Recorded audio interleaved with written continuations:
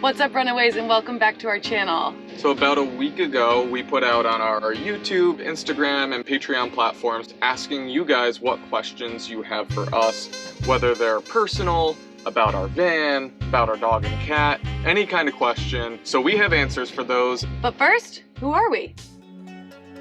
We are Matt and Cass, full-time adventurers traveling in our rare 35-year-old pop-top Astrovan, Jolene. Joining us on our journey is our Beagle Atali and our indoor-outdoor cat Fogarty. Currently, we find ourselves in Mexico.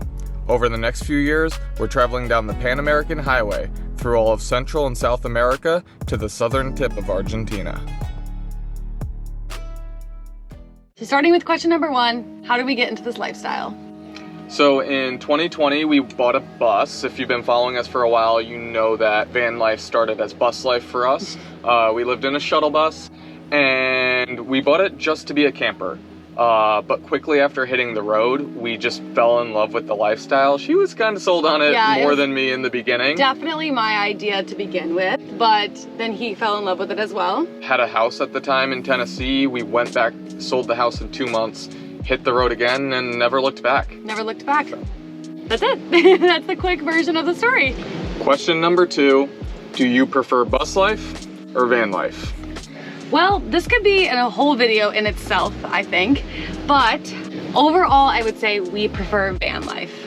So the bus is obviously a little more luxurious. You have a little more space. We also had a getaway vehicle, which was awesome, but the van just allows us to be in more places. In Idaho, we got out in the middle of nowhere. And now we're driving down to Argentina, and not that that can't be done in the bus, but it's a lot easier to navigate these tricky roads in the van. So I'd say we prefer van life. Moving on to question number 3, getting a little more personal here. How did you and Matt meet? How did we meet, baby? So we met in Buffalo. We're originally from upstate New York, and we met in 2016. Got that up here. And her best friends from high school were my fraternity brothers in college. So she came to Buffalo to visit her friends from high school. Nobody introduced us. We kind of met each other ourselves. Never looked back, baby. Ain't that right? Ain't that right? Kind of natural progression from how did we meet is, do you guys plan to have kids? This is a question we get a lot. Do you? Quick answer is no, we do not plan to have kids right now. And when I say right now, I mean for the foreseeable future. That can always change. If you ask us right now, no, we do not. And if we did, I think we would adopt no matter what. Question number 5, which is relevant in our life right now. With the recent events in Mexico, are you concerned of traveling safety on your journey? So to answer this in a nutshell, we're not any more concerned now than we've ever been.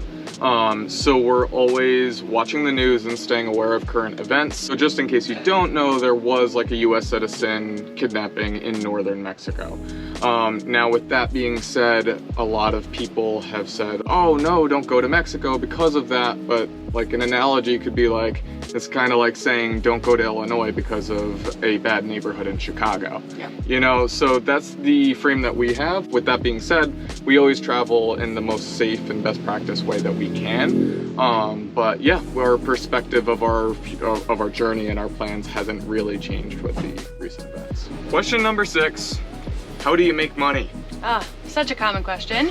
We make money online. So we have 3 sources of income at the moment. Is a consultant for a tech company. Riveting stuff. Contracted through a company or several companies depending on current contracts. And I am a virtual personal trainer, so I do fitness for a living, which I've done for a very long time, just online now. And we also make money here on social media. So between YouTube, Patreon, and Instagram. Insert plug for Patreon here. How long have you been traveling, and when do you plan to stop traveling? So we've been traveling for about 2.5 years. 1.5 was in the bus. 1 has been in the van so far. And when do we plan to stop traveling? Never, baby. Yeah, no end in sight. Never looked back. I mean, honestly, we don't know. Like, we don't currently have any actual plans to stop traveling. Will we one day?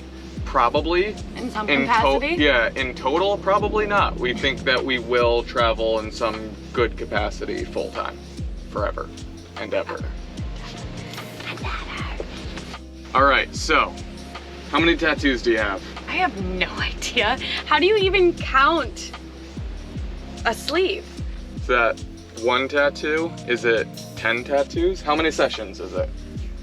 Probably 6 sessions? Okay, so minimum of 6 tattoos on this my arm. one arm. Let's call it 8. 7, 8, 9, 10, 11, Plus 12, 2 that you just 13, missed. 14.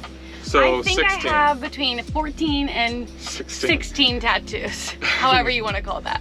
And then for me, 6, 7, 8. 8. I started a bit behind her, so I'm gonna catch up one day. I'm gonna get you. Yeah, he's getting more tattoos faster than I am now, currently getting tattoos, but when I was younger, I got a lot more tattoos. Yep, she poisoned me. I did. I was Bad like, let's go get tattoos. Okay, so next up we are going to batch some of the van maintenance questions together. So question number 1, are you planning for breakdowns? Mental or mechanical? No, I'm just kidding. Yes and no. Ultimately, like, you can't truly plan for breakdowns because you don't know what's gonna go. Before we left, we went through a lot of like scheduled maintenance kind of things. We did the brakes, we identified anything that we knew was wrong and fixed it. We know the seal that our van has an issue where it keeps going, so we pre-bought one of those because we knew that those would be hard to find. The old leaky transmission. The old leaky transmission. We carry 5-gallon tubs of RTV. I'm just kidding, not that much, but we do carry RTV sealant with us. Second maintenance question, how hard is it to find parts for the van? So hopefully not that hard. That's part of why we went for an 88 Astro van as a platform. They're super common. They share a lot of parts with Chevy Blazers and S10s from the time, as well as GMC's equivalent. So like GMC's equivalent of the Astro is a Safari. And from our 3 months backpacking Mexico last year, Astro vans are super common, at least in the areas that we were, and in Baja. So we think sourcing parts, at least in Mexico, should be pretty easy. And the reality is you never know. Like you're never gonna have easy access to every single part that you ever need depending on what it is, so you might have to wait for parts to come in. But because they're super common, we should be able to get them shipped pretty easily if there weren't any parts available locally. And final question of the mechanics, are you getting extra parts to have, or are you scouting ahead for shops just in case? Well, we have 70 square feet, so no, we're not carrying any extra parts. We do have that one seal that we carry. We just try to stay ahead on everything. Like I said, we chose a vehicle that we think we can source parts for easily, but no, we don't really have the ability to scout out parts. And then scouting shops, we just follow iOverlander. It's a really good resource for nomads, especially international, we've realized. So a lot of people who have been to shops have really good reviews, good or bad, on their experience. So we'll definitely trust that if we do need a shop to do maintenance on our van. So, how do we go to the bathroom? We love this question. Well, we have a pee jug. Nice. I know, just a pee jug, and we have a scent-proof case that we wrap our poop in. Yeah, and then we try to use nature's toilet when possible and when it environmentally makes sense. It's simple and it works, so I know you guys are gonna love that one. This is a fun next question. When you complete the journey, are you traveling back up, selling your van, or shipping it back home? Join our Patreon to find out. No, I'm just kidding. And this question actually just came from Jason, I believe, on Patreon. Who is a Patreon? We previously had the decision of shipping the van to Europe or continuing down to Argentina. We chose to continue down. Maybe we'll ship right to Europe from Argentina. Argentina. From Argentina. Maybe we'll ship to South Africa and drive up, or maybe for some reason we want to come home. If we come back up, is probably just to go to a place that we really liked. I really doubt that we would drive all the way back up to the US. So we can check that one. We probably will not drive all the way back up to the US. Oh, and selling. Currently no plans. No plans to sell. So if you're trying to get her, no. She's mine. But also, forever. like, if the offer's high enough, offer it. Money talks, baby. How challenging is it traveling with animals? Dog and cat. Well, to be honest, it is challenging. Yeah. It is something that we have dealt with and learned how to do over time. I'm very glad that we've done it for such a long time. I think we have a really good system in place now, but it adds a whole nother level to the adventure, to the temperature, to everything. This isn't advice on it, it's just our experience. But would I change it? No. No, like I think we like have a great time doing it. I think we do a great job at it. But if you don't currently have an animal and you're thinking about starting van life, maybe try it without an animal first. Yeah. Because it does add challenge. Having an elusive cat is challenging. If something goes wrong and you leave the door open, the cat jumps out and now you're trying to wrangle a friggin' cat. But that being said, it does give you companionship. Absolutely. Which is really big on the road. Is it challenging? Yes. Do we love doing it? Also, yes. Comment down to the last few questions of this video. What is your favorite place you've ever traveled, babe?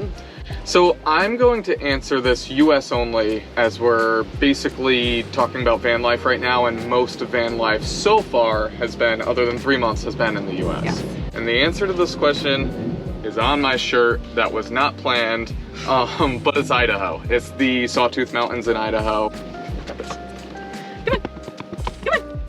Try to get him in the front.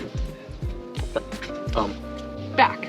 We have a whole bunch of vlogs from our favorite section in Idaho. The water is incredible, the mountains are amazing, and there's so many less people than other popular areas in the US. So without a doubt, in the US, it would be the Sawtooth region in Idaho. And I would also agree with this as well.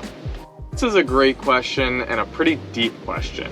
So it's your lifestyle can be very hard on relationships. You're with each other 24/7, I might add, in 70 square feet. And then there's the added stressors of traveling. So what do you guys do to keep your relationships so balanced? This is a really challenging question, actually, and a complete compliment. I really appreciate that. We do a lot to keep our relationship balanced and good. It is, our relationship is awful and we pretend the whole time. The whole time. You made me lose my train of thought, though. Sorry, it's funny, some of that's going in. Well, I would say the biggest thing that we do to keep our relationship good and healthy and balanced is we take our time with traveling, which helps us a lot. We realize when we're moving too fast or moving too crazy, that's when we start getting into spats that aren't good for us. So we've realized that after so long of travel that we have to travel a little bit slower for our relationship, for our health, mental and physical.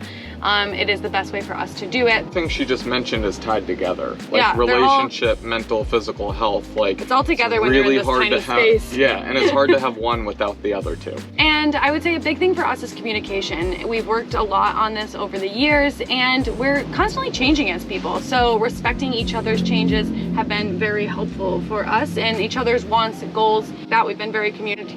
Communicative? Communicative? I'm not sure if that's right. Communicative. Communicative. We've been a lot of those things. It's like things go wrong in this lifestyle. Like things go wrong no matter how you live. But the frequency that they happen here and the frequency that you have stressors are all the time. So just being on each other's team. That's the number one thing is like, if you do this with somebody, you're on the same team. Yeah. So you can have a disagreement, you could argue, you should have caught that ball, you should have thrown it better. But at the end of the day, like the argument should only go that far. Your team, work together. You're doing the damn thing. So, cheers. That was a hard question to answer. So a very open-ended question over here. What is the hardest part of van life?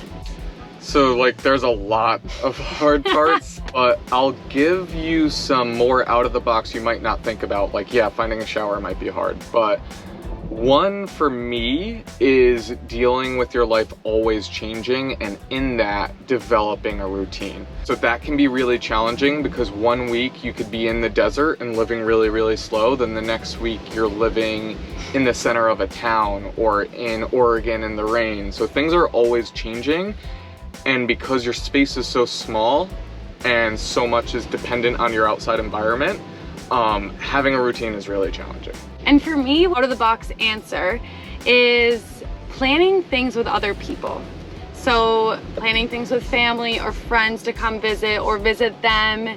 You have your house. Even a work call. Even a work call. Yeah, like even as simple as a work call. Like you never know what your day-to-day is gonna look like. You never ever know. You might be kicked out of a campsite. You might be in a city, whatever the case may be. It's so hard to plan where you're gonna be and when you're gonna be there. And I realized that even more into international traveling, when we're allowed to be there with visas and everything like that, it's becoming very, very challenging to figure out future plans with family and friends, which is a priority. A lot of the world needs those plans and you don't want to give them. Go. So last question, we'll give you a little advice for our last answer. And it's, do you have advice for somebody that's trying to get into this lifestyle? Oh, I got a bunch of opinions. No, advice would be start slow. Put yourself in a situation where you maybe do a couple days of travel, and then maybe a couple weeks of travel, and then maybe a month of travel. Know that you're gonna like this lifestyle. Don't just throw everything you own and your whole life behind and then go. That works for some people, but it is nice to have a little stages into this lifestyle. It's not for everybody, and that is okay. That is absolutely okay. But just try little bits to make your life easier. Figure out how to make the lifestyle work in a way that it works for you. I love that. So like you can just boondock in the middle of nowhere all of the time for long stints, or you can move every single day to a different national park, or even urban van life to a different city. And that might work, one might work great for you and the other might not work great for you. Absolutely. So kind of try it all out and figure out what your groove is, settle into that, and then see if you want to go down a different adventure from there. Different strokes for different folks, baby. Hell yes. So that concludes Runaway Matt and Clash Q&A. That concludes it, don't you think? Yeah. That's it. Runaway Matt and Quash. Runaway Matt and Crash. We are adios, amigos. Quanaway Quat and Quash. For real, guys. We love ya. Cheers, friends. Cheers.